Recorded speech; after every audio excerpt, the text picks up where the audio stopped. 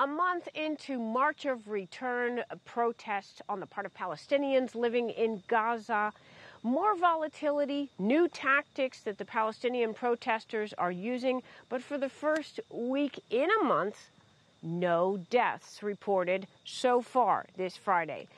About the numbers, 7,000 protesters, according to Israel's army, showed up on Friday, different locations along the Israel-Gaza border. Approximately 400, a bit more, were wounded. And again, as I reported, no deaths. What are those new tactics that the Palestinians are using? One is called kite terrorism. They're lighting kites on fire, sailing them across the border, and setting entire fields on fire. And that is taking Israeli firefighters hours sometimes to put out. The other tactic, about 50 kilometers south of this border crossing, is another commercial border crossing. There, the Palestinians on the Palestinian side are sabotaging, destroying pipelines that carry oil and gasoline to them from Israel. So it's a self-sabotage move. What are we looking toward in the coming few weeks?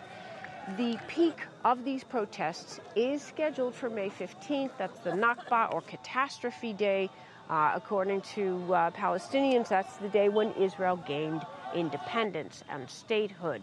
We're expecting the protests to be more volatile, to reach a peak then, especially based on the fact that Palestinians have said, the protesters and Hamas, who controls the strip behind me, that they're going to try and break through the security fence between Gaza and Israel on that day.